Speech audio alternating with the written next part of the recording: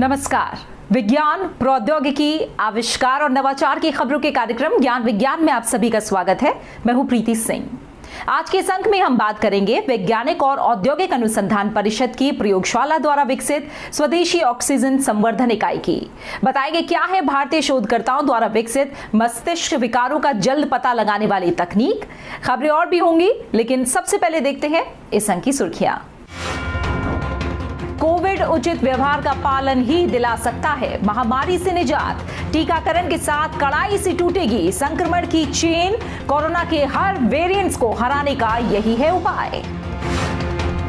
CSIR CMERI ने विकसित किया स्वदेशी ऑक्सीजन संवर्धक। मौजूदा कोरोना लहर के दौरान मरीजों के उपचार में प्रभावी साबित हो सकती है ये सस्ती और कुशल तकनीक।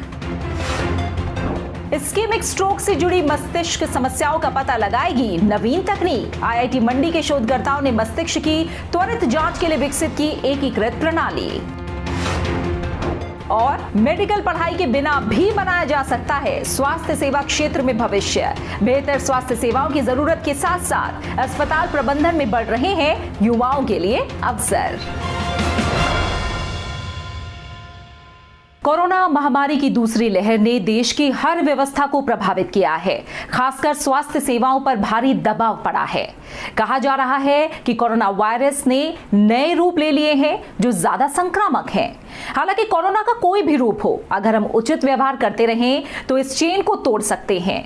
इनमें पहले से तय सोशल डिस्टेंसिंग, हाथों की सफाई और मास्क के इस्तेमाल का पालन करने के साथ ज्यादा से ज्यादा टीकाकरण द्वारा हम कोरोना को हरा सकते हैं। कोविड संक्रमण की मौजूदा स्थिति पर एक रिपोर्ट। देश एक बार फिर कोरोना महामारी के प्रकोप का शिकार है। स्वास्थ्य सेवाओं पर भारी दबाव पड़ा है। व्यवस्थाएं गड़बड़ हो गई हैं। लोगों में एक तरह का भय व्याप्त हो रहा है। जानकारों के मुताबिक कोरोना के लगातार नए वेरिएंट सामने आ रहे हैं, जिन्हें बढ़ते संक्रमण का जिम्मेदार माना जा रहा है। हालांकि देश के वैज्ञानिक कोरोना के बदलते रूपों पर लगातार नजर रखे हुए हैं। उनको समझने के लिए वायरस की जीनोम सीक्वेंसिंग की जा रही है। कोई भी वेरिएंट हो, कोई भी वेरिएंट में वो क्षमता नहीं होती कि हमारे मास्क को पेनिट्रेट कर पाए या हमारे कोविड अप्रोप्रिएट बिहेवियर से पार पा पाए। तो ये हमारे लिए मुख्य हमारा एक धरातल है जिसके ऊपर हमें खड़े रहना है कि Covid appropriate behaviour, testing strategies, quick isolation, preventing the crowd from intermingling and also making the people vaccinated in time and with priority should be our the key and should be our strategy for the areas where we are finding variants also. जैसा कि हम सब जानते हैं कि virus जितना ज्यादा लोगों में फैलता है उतना ज्यादा उसमें बदलाव आते हैं, यानी वो म्यूटेट करता है। ऐसे में हम सब की जिम्मेदारी बनती है कि इस संक्रमण की चेन को तोड़ें और इसके प्रसार को रोकें। इसका एक अहम तरीका है ज्यादा से ज्यादा लोगों का टीकाकरण। टीके से लोगों की प्रतिरक्षा प्रणाली मजबूत होगी और उन पर संक्रमण का असर कम से कम होगा। अस्पतालों और स्वास्थ्य सेवाओं पर भार कम होगा। इससे स्वास्थ्यकर्मी और वैज्ञानिक ज्यादा कुशलता के साथ समाधान कर पाएंगे। इससे पहले भी हमने कई बार चर्चा की है, कोविड के मैनेजमेंट में यह एक समग्र सरकार और संपूर्ण समाज द्वारा किया जाने वाला कार्य है और इसके लिए जरूरी है कि एक स्थाई पर हम संक्रमण के प्रसार को रोकें। वह हमारा मूल कारण है और इसको कंट्रोल जब तक हम नहीं कर पाएंगे तब तक स्वास्थ्य सेवा का वह बुनियादी ढांचा, यह जो आवश्यक लॉजिस्टिक्स चाहिए, उन पर हमेशा स्ट्रेस बना रहेगा। कोरोना चाहे जितने रूप बदल ले, वो कितने भी संक्रामक क्यों ना हो, हम बहुत आसान तरीके से उसके प्रभाव को खत्म कर सकते हैं। बस हमें उन दिशा निर्देशों का पालन करना है जो वैश्विक स्तर पर विषय विशेषज्ञों ने हमें बताए हैं।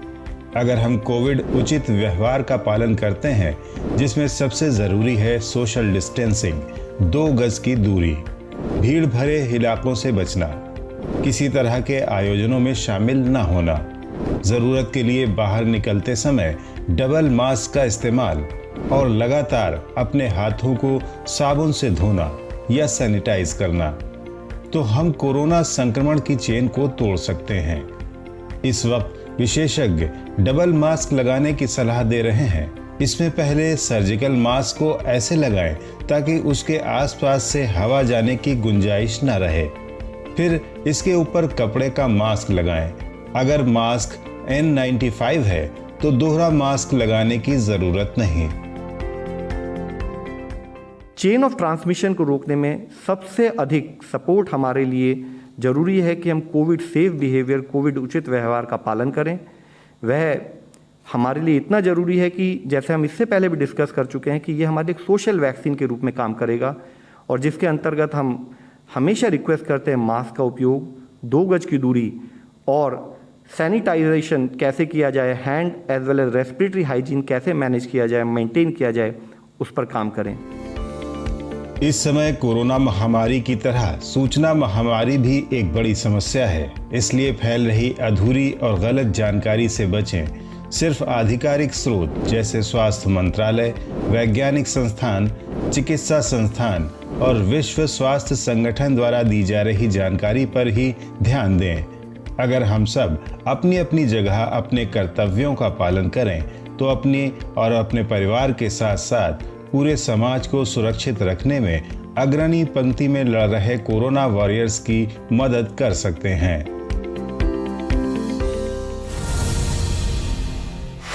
देश में मौजूदा हालात का सामना करने के लिए दुर्गापुर स्थित CSIR के केंद्रीय यांत्रिक अभियांत्रिकी अनुसंधान संस्थान ने भी एक ऑक्सीजन संवर्धन इकाई विकसित की है।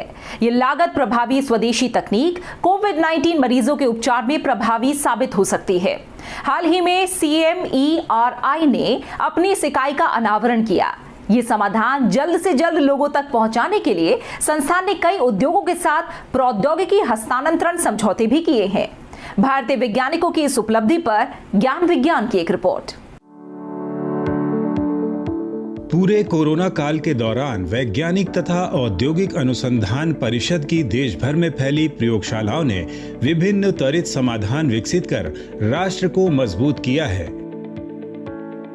मौजूदा संकट ऑक्सीजन की उपलब्धता को लेकर सामने आया है।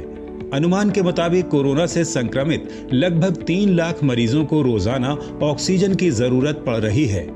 इस समस्या से निपटने के लिए भी CSIR के कई संस्थान आगे आए हैं।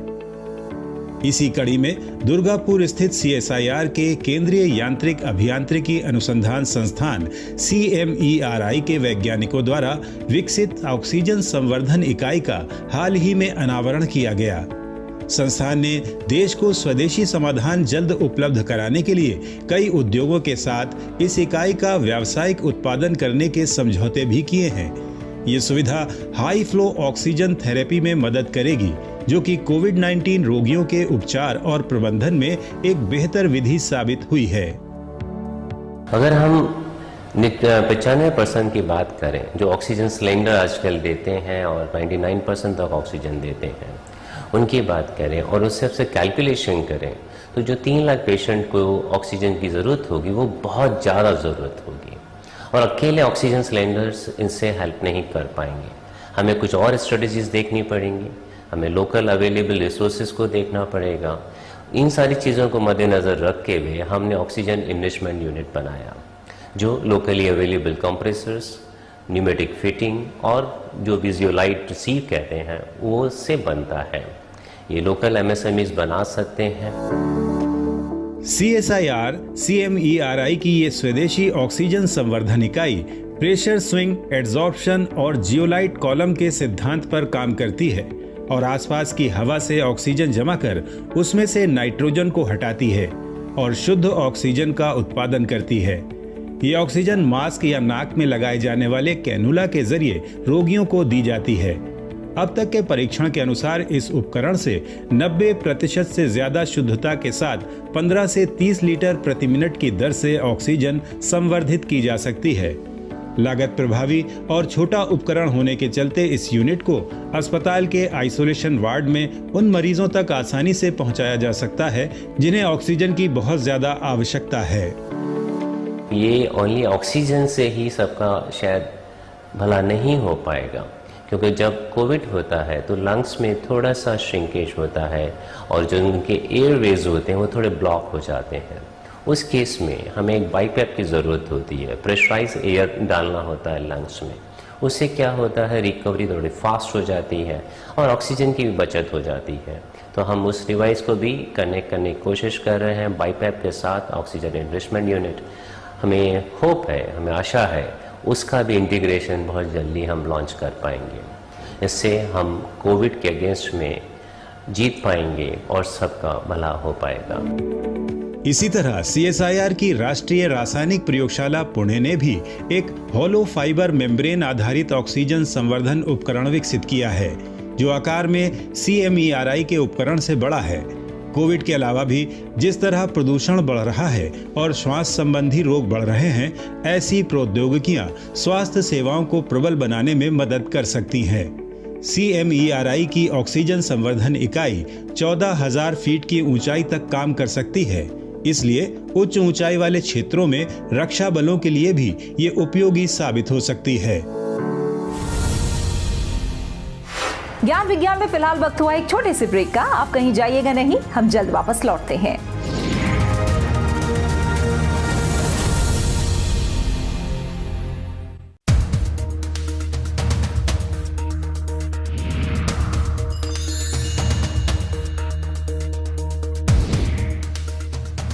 अनुच्छेद 71 में राष्ट्रपति और उपराष्ट्रपति के चुनाव से जुड़े विषय हैं, जैसे राष्ट्रपति या उपराष्ट्रपति के चुनाव के संबंध में या उससे उत्पन्न होने वाले सभी विषयों विवादों की उच्चतम न्यायालय द्वारा जांच की जाएगी, जिसका निर्णय अंतिम होगा।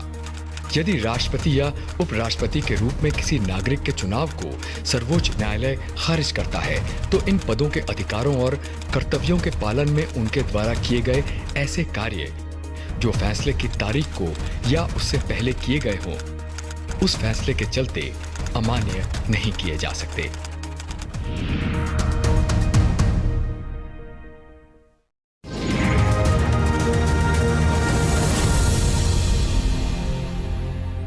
ब्रेक के बाद आपका स्वागत है। आप देख रहे हैं ज्ञान विज्ञान। चिकित्सा के क्षेत्र में नए निदान उपलब्ध कराने की दिशा में भारतीय शोधकर्ताओं ने एक और अहम उपलब्धि हासिल की है। भारतीय प्रौद्योगिकी संस्थान मंडी के वैज्ञानिकों ने इस्केमिक स्ट्रोक से जुड़ी मस्तिष्क की समस्याओं का पता लगाने के लिए एक एकीकृत तकनीक का आविष्कार किया है। इस तकनीक से अब मस्तिष्क की नसों के कार्यों और रक्त प्रवाह का अध्ययन करना आसान हो जाएगा और समय रहते मस्तिष्क में आ रहे विकारों का पता लगाकर उनका निदान किया जा सकेगा। ज्ञान विज्ञान की एक रिपोर्ट। चिकित्सा सर्वेक्षणों के मुताबिक भारत में लगभग 3 करोड़ लोग मस्तिष्क से जुड़ी बीमारियों से पीड़ित हैं। इसमें मिर्गी, स्ट्रोक, पार्किंसंस, मस्तिष्क आघात और तंत्रिका संक्रमण जैसे रोग शामिल हैं। हालांकि भारत के मस्तिष्क रोग विशेषज्ञों और न्यूरो अस्पतालों ने निदान और उपचार के क्षेत्र में काफी प्रगति की है, लेकिन बहुत बार मस्तिष्क विकारों का पता समय पर नहीं चल पाता और रोगियों को रोग की पहचान कर सही इलाज शुरू करने में देरी हो जाती है। इसके लिए अब भारतीय प्रौद्योगिकी संस्थान मंडी के शोधकर्ताओं ने इस्केमिक स्ट्रोक से जुड़ी मस्तिष्क की समस्याओं का जल्द और सटीक पता लगाने के लिए एक तकनीक विकसित की है। इस तकनीक के द्वारा न्यूरोलॉजिकल समस्याओं का निदान और आसान होगा। साथ ही इस्केमिक स्ट्रोक और अन्य मस्तिष्क रोगों का पता लगाकर बेहतर उपचार में मदद मिलेगी।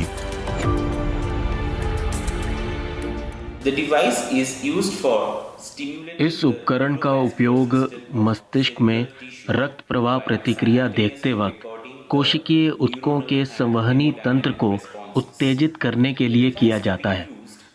इसे इस्केमिक स्ट्रोक और मस्तिष्क की धमनियों से संबंधी विभिन्न विकारों की देखभाल के लिए इस्तेमाल किया जा सकता है। ये ग्रामीण क्षेत्रों में मददगार हो सकता है, जहां आमतौर पर शहरों की तुलना में स्वास्थ्य सुविधाएं कम होती हैं।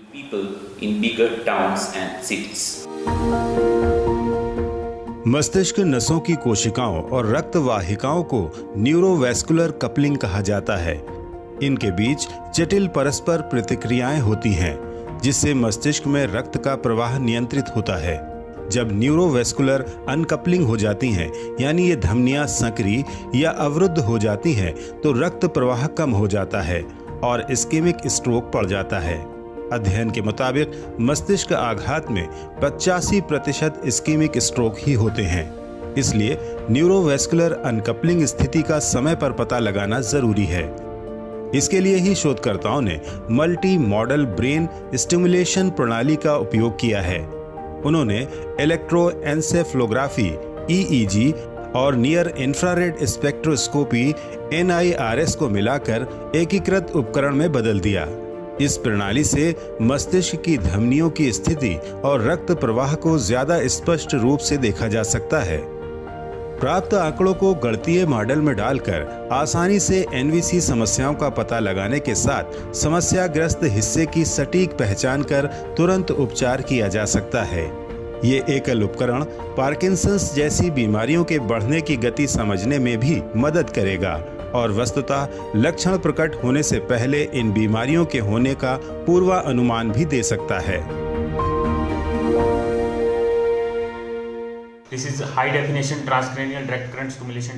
ये एक high definition transcranial infrared current stimulation device है।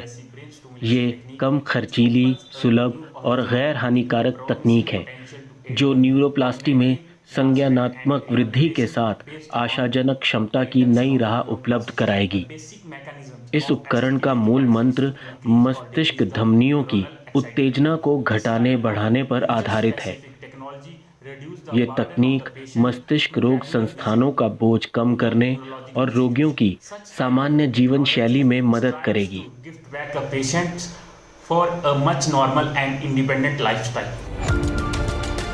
इस नई तकनीक से नसों के कार्य और मस्तिष्क के रक्त संचार का एक साथ आकलन करने से स्ट्रोक और उच्च रक्तचाप के मामलों में तुरंत उपचार का निर्णय लेना आसान होगा। डॉक्टर राय चौधरी के नेतृत्व में इंस्टीट्यूट ऑफ न्यूरोसाइंसेस कोलकाता के मस्तिष्क रोग विशेषज्ञ डॉक्टर अभिजीत दास और बफेलो विश्वविद्यालय अमेरिका के बायोमेडिकल इंजीनियरिंग विभाग में सह प्राध्यापक डॉक्टर अनिर्बान दत्ता के सहयोग से किया गया ये शोध IEEE journal of translational engineering in health and medicine में प्रकाशित किया गया है और इस टीम को इस आविष्कार के लिए हाल ही में US पेटेंट भी मिल गया है।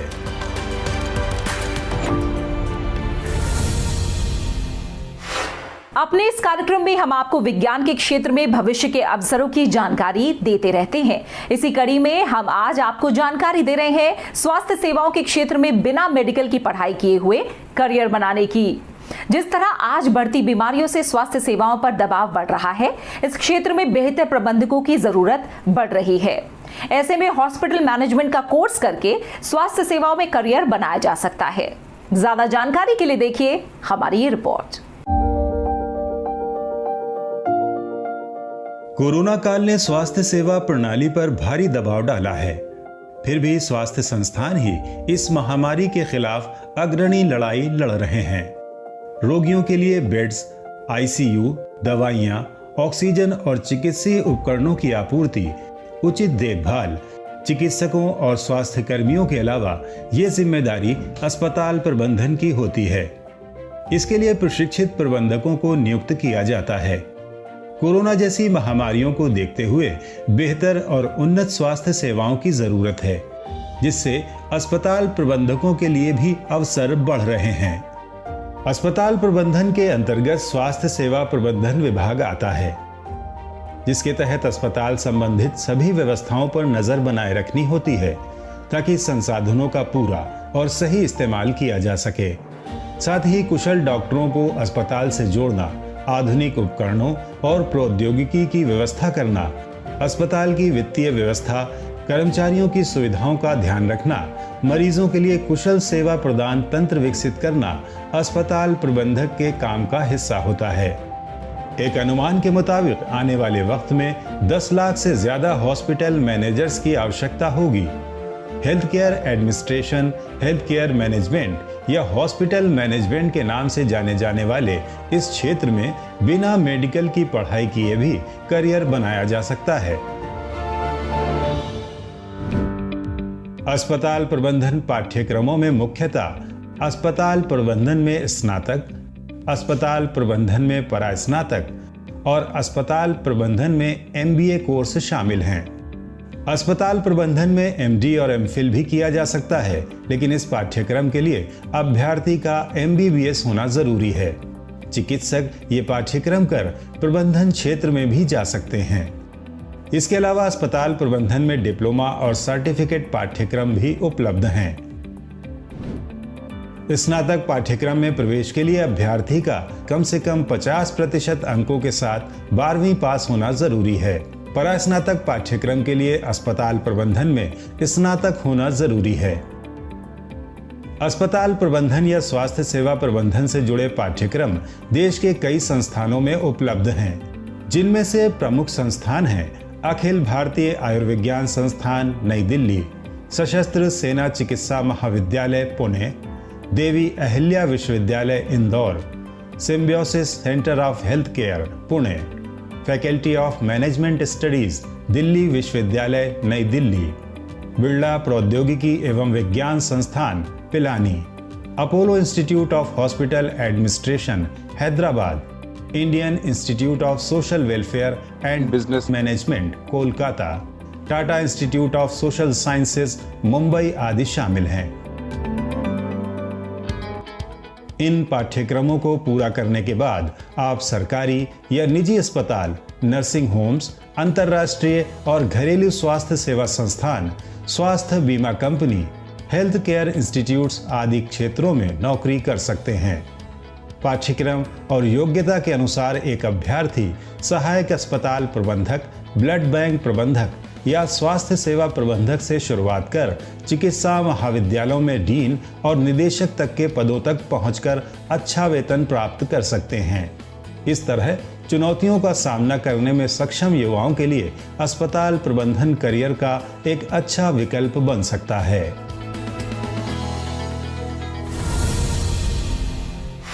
ज्ञान विज्ञान में वक्त हुआ है एक और छोटे से ब्रेक का। आप कहीं जाइएगा नहीं, हम जल्द वापस लौटते हैं।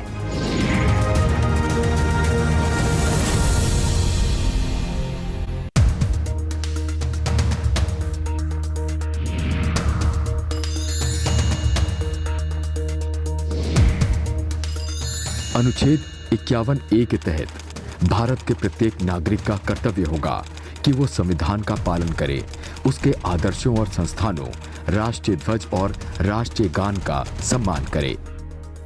स्वतंत्रता संग्राम के दौरान हमारे राष्ट्रीय संघर्ष को प्रेरित करने वाले महान आदर्शों को संजोना और उन्हें बनाए रखना भी उसका कर्तव्य है।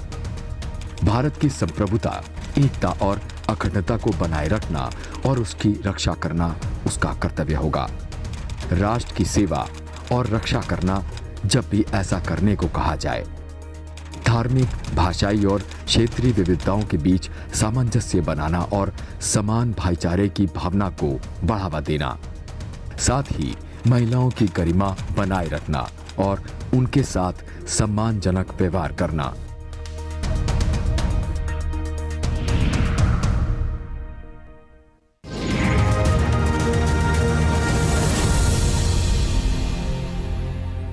ब्रेक के बाद आपका स्वागत है। आप देख रहे हैं ज्ञान विज्ञान और अब नजर डालते हैं विज्ञान के क्षेत्र में होने वाली देश और दुनिया की कुछ और ताजा गतिविधियों पर हमारे खास सेगमेंट साइंस एक्सप्रेस में।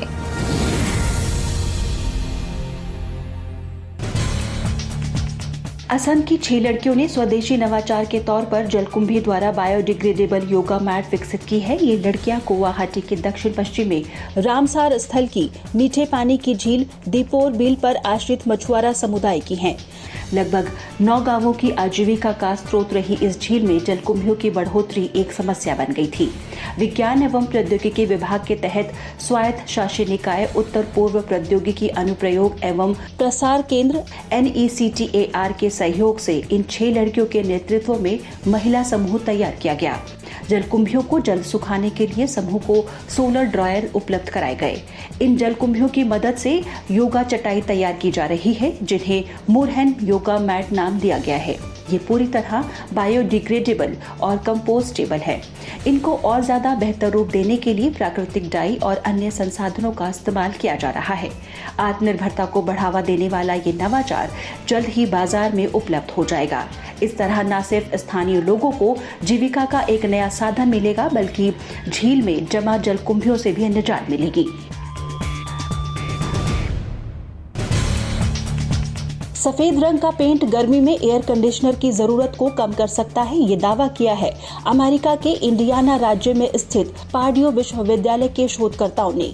यहाँ के शोधकर्ताओं ने एक विशेष तरह का सफेद पेंट विकसित किया है जो सूर्य के प्रकाश को 98.1% तक परावर्तित कर सकता है। शोधकर्ताओं ने बेरियम सल्फेट का इस्तेमाल करके ये अल्ट्रा वाइट रंग बनाया है। अगर इस पेंट का इस्तेमाल छतों और दीवारों पर किया जाए तो घर बिना एयर कंडीशन के ठंडा रह सकता है। इन नए पेंट का उपयोग 1000 वर्ग फीट की छत पर किया जाए तो 10 किलोवाट जितनी कूलिंग हो सकती है। परीक्षण के दौरान इस पेंट की सतह रात के समय आसपास के परिवेश से 19 डिग्री फ़ारेनहाइट ज्यादा ठंडी पाई गई। वहीं धूप में सफेद पेंट की सतह का तापमान 8 डिग्री फ़ारेनहाइट तक कम रहा।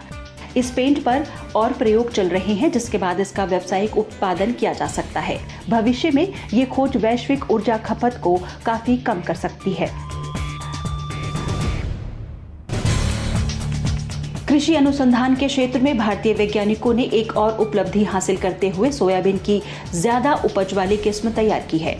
पुणे स्थित विज्ञान एवं प्रौद्योगिकी विभाग के आगरकर अनुसंधान संस्थान के शोधकर्ताओं ने भारतीय कृषि अनुसंधान परिषद के साथ मिलकर क्रॉस ब्रीडिंग तकनीक द्वारा मैक्स 1407 नाम से ये बीज विकसित किया है। खास बात यह है कि ये किस्म सोयाबीन को नुकसान पहुंचाने वाले सभी कीटों के प्रति ज्यादा प्रतिरक्षा सक्षम है। इस किस्म से प्रति हेक्टेयर 39 क्विंटल तक सोयाबीन उत्पादन किया जा सकता है।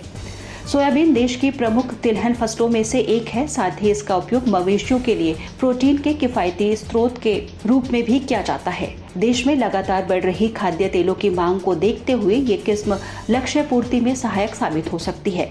इस किस्म की फसल बुआई से 104 दिनों के अंदर पूरी तरह पककर तैयार हो जाती है और इसमें पानी और उर्वरक की खपत भी कम होती है। यह बीज मशीन द्वारा बुआई के लिहाज से अनुकूल है, साथ ही पूर्वोत्तर भारत की जलवायु के लिए भी उपयुक्त है। हाल ही में अमेरिकी अंतरिक्ष एजेंसी ने खुलासा किया है कि उसके पार्कर सोलर प्रोब ने शुक्र ग्रह के ऊपरी वातावरण से रेडियो सिग्नल रिकॉर्ड किए हैं। वैज्ञानिकों को उम्मीद है कि इन प्राकृतिक रेडियो सिग्नल से शुक्र ग्रह के वातावरण के बारे में और ज्यादा जानकारी हासिल की जा सकती है। पिछले 30 साल में ये पहली बार हुआ है जब शुक्र ग्रह मौसम के प्रत्यक्ष आंकड़े प्राप्त हुए हैं। आपको बता दें, सूर्य के अध्ययन के लिए साल 2018 में नासा द्वारा पार्कर प्रोब लॉन्च किया गया था। सूर्य की परिक्रमा करते हुए अपनी तीसरी उड़ान के दौरान 11 जुलाई 2020 को पार्कर प्रोब ने ये आवाजें दर्ज की थी। उस वक्त प्रोब और शुक्र ग्रह की दूरी मात्र 832 किलोमीटर थी। नए अध्ययन में पाया गया कि शुक्र का ऊपरी वायुमंडल एक सौर चक्र पर बदलाव से गुजरता है। शुक्र को सौर मंडल का सबसे गर्म ग्रह माना जाता है क्योंकि सूर्य से सबसे नजदीक होने के कारण बुध का वायुमंडल नष्ट हो चुका है, जिस कारण वह ऊष्मा को अवशोषित नहीं कर पाता, जबकि शुक्र का वायुमंडल अभी बचा हुआ है और उसका अध्ययन किया जा रहा है। ज्ञान विज्ञान में आज इतना ही। ये कार्यक्रम आपको कैसा लगा? अपने फीडबैक और सुझाव देने के लिए आप हमें ईमेल कर सकते हैं। हमारा ईमेल है news@vigyanprasad.gov.in। आप अपनी राय हमें डाक द्वारा भी भेज सकते हैं। हमारा पता है विज्ञान प्रसार 5वां तल, पृथ्वी भवन, लोधी रोड, नई दिल्ली 110003। विज्ञान और प्रौद्योगिकी से जुड़ी ताजा जानकारियों के साथ अगले हफ्ते इसी वक्त इसी चैनल पर हम फिर हाजिर होंगे। तो बने रहिए हमारे साथ वैज्ञानिक सोच के साथ। नमस्कार।